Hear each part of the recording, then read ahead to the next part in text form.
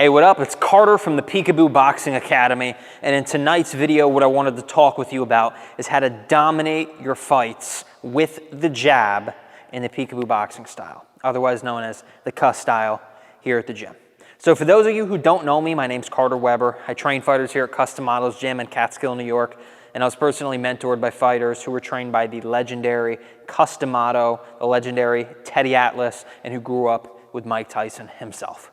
All right, so we all know that the jab is the most important punch in boxing. We've all heard that before, and there's a lot of misconceptions out there about, the peekaboo style that basically say that, the jab is so, it's just non-existent in that style. Well, guess what? That's not true. And in fact, I want to teach you some ways tonight that you can actually dominate your opponents with the jab, some different jab variations that Cus D'amato taught, so that you can keep things unpredictable, so that you can keep your opponents guessing, and so that you aren't just another, failure of somebody that's trying to emulate Mike Tyson, all right? We want you to be unique. We want you to fight to your strengths within the Cus style. I'm going to show you how to do that and more tonight with this introduction on how to dominate with the jab.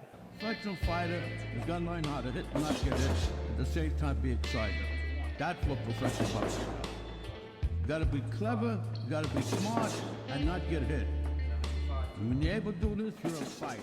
All right, so how do you dominate with the jab in the Cus style, okay? So the first thing that you need to know before we even get into all of that, before we even get into the, subtleties behind the jab, why you throw the jab, when you throw the jab, when you don't throw the jab, you need to just know how to throw a normal, good, solid, technically sound jab in the Cus style, okay? And it's a little bit different than how you've seen it thrown in other boxing styles, right? So in other boxing styles, the jab is more thrown out like it's a whip, right? You whip it out and then you snap it at the very end, you release the tension at the very end, and that's the way that a lot of great fighters have thrown the jab. Muhammad Ali, he refers to the jab like it's a whip. Larry Holmes, he says that the jab, it's like flicking a wet towel at somebody, just snaps at the point of impact, right? Now, in the Cus style, we want to throw our jab like it's a piston, okay? So it just snaps straight out, okay? And we want to throw that jab not like a whip, but we want to throw it as straight as an arrow. So if I get right here in my stance, which we've covered in other videos, I'm right here. I have a tight defense, but I'm nice and relaxed. And when I throw that jab, I throw it like this. And you'll notice I'm being defensively responsible. This is the way we throw it in the Cus style. So that means that my shoulder protects my chin.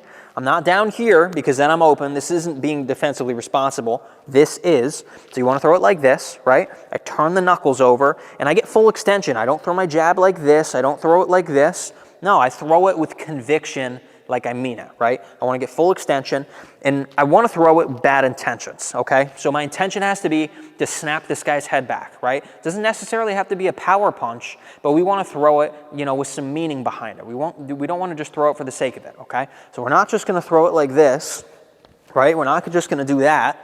That's better than nothing. A lot of fighters do that. The way that you want to do it is as such, right? You're right here.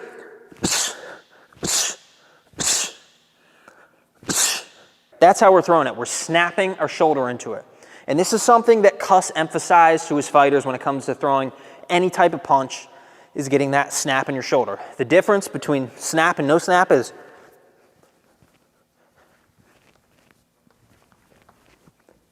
versus, right? I really want to get my shoulder into it, okay? So if you can combine those elements right there, that's how you throw an effective jab in the Cus style, okay? That's going to be your base, all right? Now, that jab right there, that variation, that basic jab, it's going to take you a long way, right?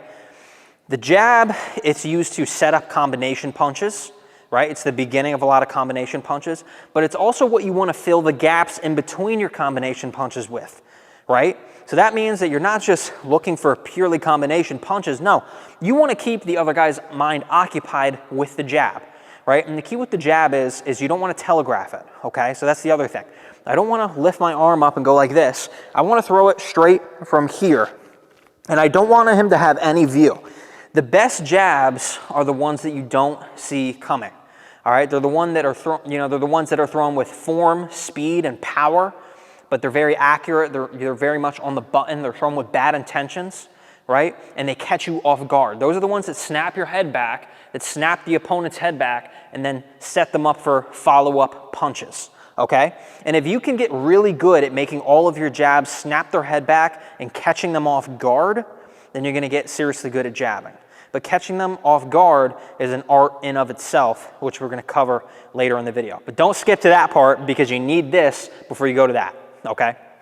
So, again, you wanna throw that jab with bad intention, snap it out, defensively responsible, not telegraphing it, not showing them what you're gonna do before you do it, right? And what I want you to visualize is I want you to visualize, right, let's say that this is a guy's face, right? His jaw is right here.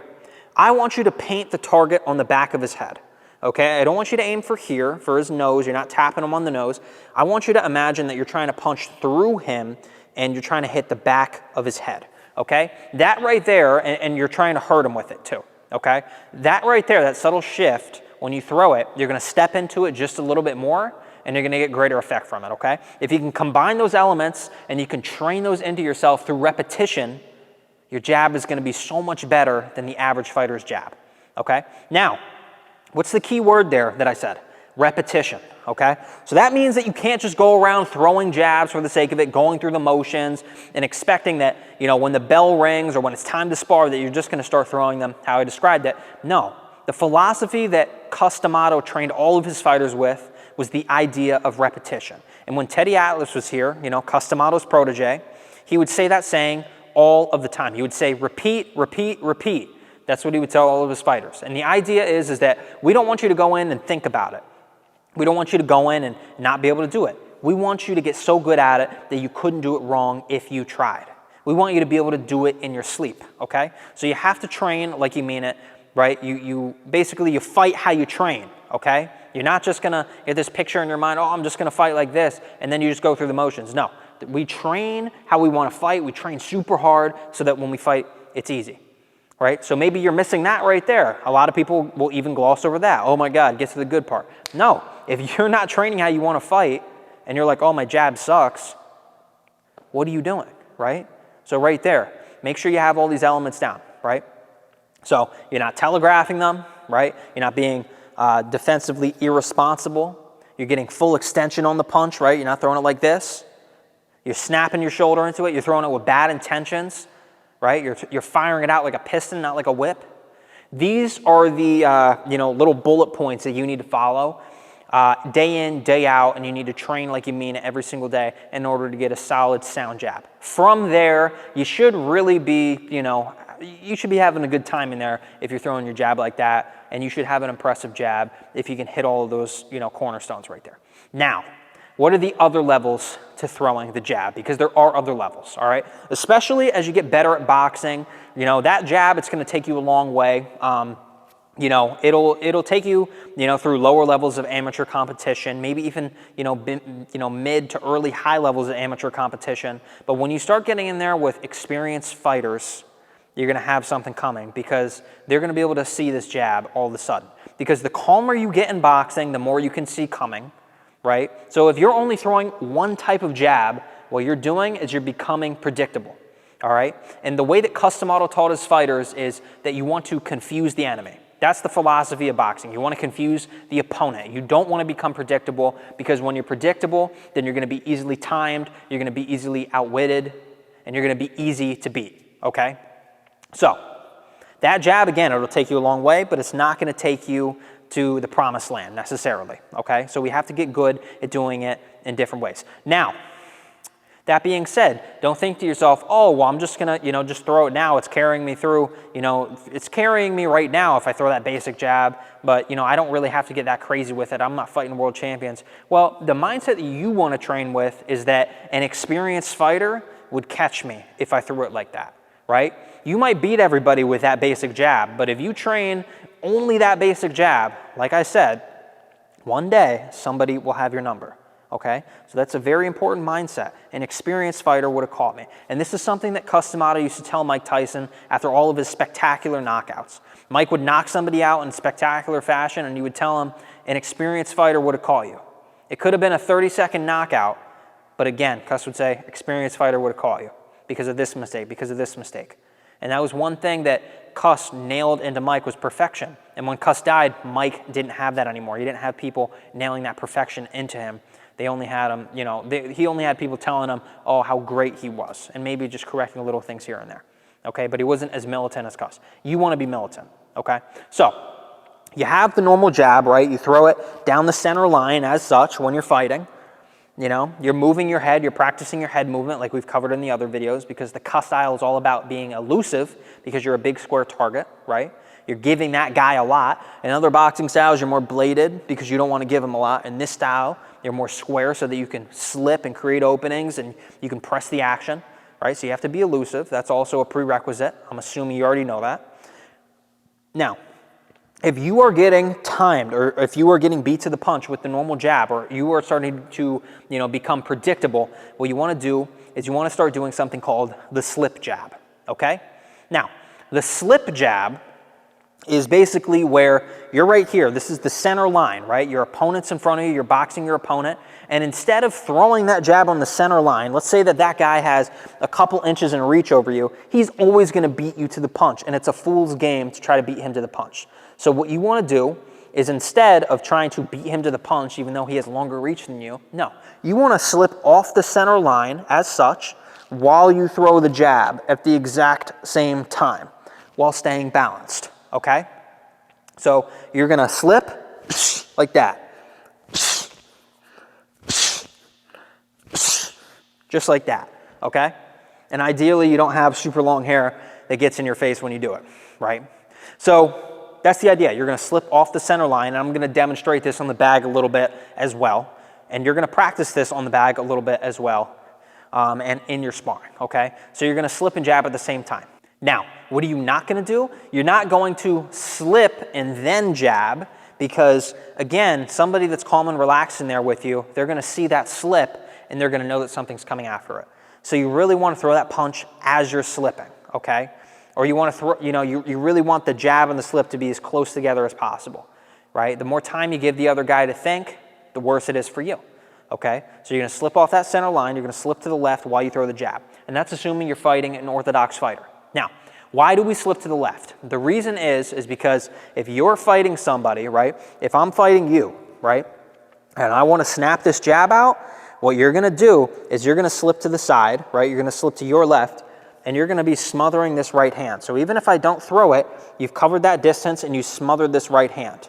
And now you're in a position where maybe you've closed the gap, now you can throw to the inside. But hey, what if I throw the right hand? If you slip fast enough, which you're supposed to do in the Cus style, you're supposed to slip with speed and form, even if I throw that right hand out at you, you slip to the point where you're already outside of the punch. You've already landed that jab, I've missed you with that right hand, and you're on the outside, now all this is open, okay? Because in the Cus style, we don't just slip a little bit, right? We don't just slip like this, we don't just slip like this. We slip outside the shoulder, because when you're within somebody's shoulders, you are in a position where you can get hit. Okay, so we slip far, we slip outside the shoulder so that we can, you know, not only just miss one punch, but we can miss a left and a right because we slipped all the way out here, okay? And I have videos that cover that, okay?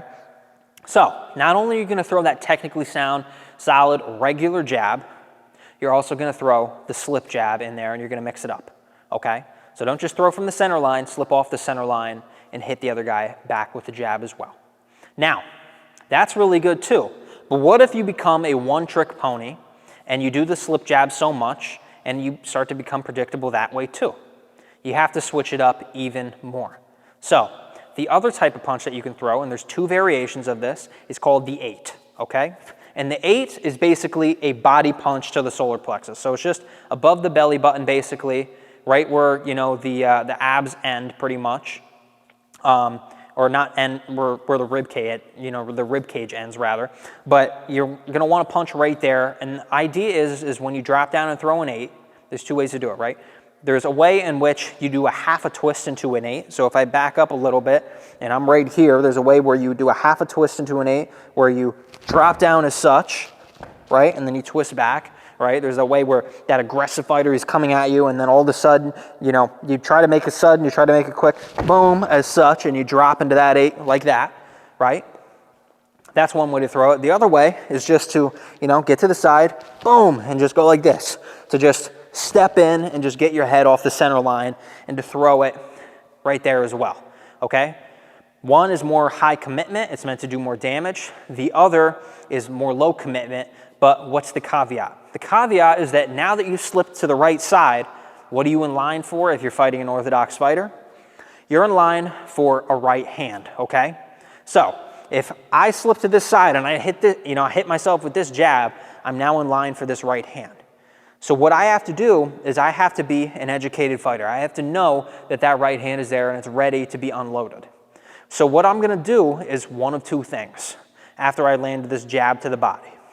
I'm either gonna create an angle and get to the side, or I'm gonna quickly slip to the outside shoulder when I come back up, okay? So that I'm not inside of that right hand. And even better, I'm gonna throw the right hand while I slip on the way up so that I can catch the guy and beat him to the punch, okay? So this is better explained on the heavy bag, so I'm gonna cover it as such. All right, so what do I mean by throwing that 8 and then getting off to the side? Let's demonstrate it on the actual bag. So if I step in and I throw that jab, right? Maybe I just do, the mini 8, not the full one. I just step into that jab. I'm in line for this right hand right here. So there's different things that I can do. The first one is I can create an angle, right? I can go here, and then instead of, just coming back up in the middle in line for that right hand, I can go here, and then I can get off to the side, right? From here, I can throw a punch, or I can even pivot off and then go right back into jabbing, right?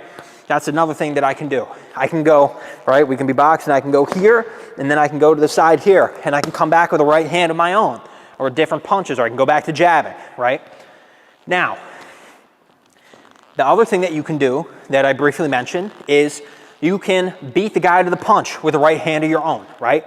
So maybe he's coming at you hard, right? He's coming full on at you, drop into that 8, and then you're gonna come over top. But the key is that you have to do it with speed and timing.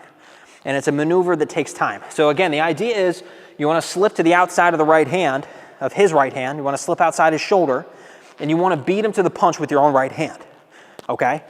So you step in with that jab, and then you come over top with your head off the center line and with your right hand right on his chin, okay?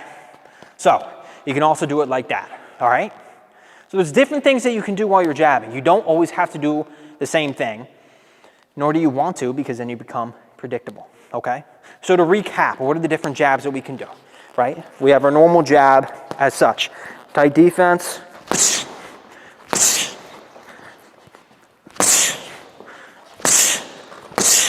Right? That's our normal jab. We snap it out with bad intentions. We're defensively responsible when we throw it. That jab's gonna take us a long way. On top of that, we can double that jab up.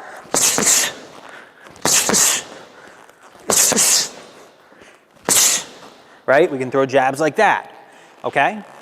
Now on top of that, we can throw the slip jab, and this is where we get off that center line, what we're fighting on, and instead of throwing from here, we slip off while we punch. And if the guy has longer reach, we slip off and we take that step in, that half step in, so we can land that punch. And you can mix the slip jab in, let's say, with the double jab. So I can throw my first jab normal, right? I'm coming behind that jab, boom, and then boom for the second one. And now that I'm here in his chest, maybe I can get out and create an angle. Boom, right? Different things that we can do, okay? So that's the slip jab in there. And again, when you throw the slip jab, you have to throw it at the same exact time that you move your head. So I'm here, just like that. You can practice this forever, and it's really good to practice this on the slip bag, and I have a video on that already on the channel, right? So again, slipping outside that shoulder, right? And that's the slip jab, right? Now, what are the other ones? The one we just covered. We're boxing, normal jab, right? We're moving. Body jab, right? We step in behind that body jab, right? We're moving. Mix it up, right? We want to mix it up. We want to give them different looks. It's called giving the other guy different looks, okay? Then there's the half a twist into the 8 when he's coming at you, right? He comes at you like that. But again, we don't want to come up in the middle. So he's coming at me, get to the side, right? I'm here, boom. Or I can pivot off, boom, boom, go right back into my jabs. Now, what's the one thing that I haven't been doing as I've been demonstrating? It's called moving your head, okay? So, in the Cus style, the way that we train is we always move after our last punch, okay? When you're on this heavy bag and you throw your punches, I want you to move 3 times after your last punch at least, okay? 3 times. So move your head after you jab, always, and create angles, okay? So for example, I'm not just gonna jab, stay in the middle. No, what I'm gonna do is move my feet. Slip, slip, slip, right? I'm here, slip, slip, get to the side, boom. Pivot off, boom, boom, slip, slip, slip. Always stay mobile. Always keep that head moving, right? Now, what's the reason that we always move our head in this style? Why is it so important? It's because in this style, we give that guy a lot. We're square, right? In other boxing styles, we might be more bladed because we don't want to give him a lot. In this style, the way that Cus D'amato designed it, we're a square target because we constantly want to press the action, create openings off of our head movement, and make it exciting for the people that are paying for the fight, okay? So, if you can keep all this in mind, you can use your footwork, you can use your head movement, you can use on different use different jab variations, and you can really just focus on being unpredictable, right? You're gonna kill guys with the jab in the Cus style, okay?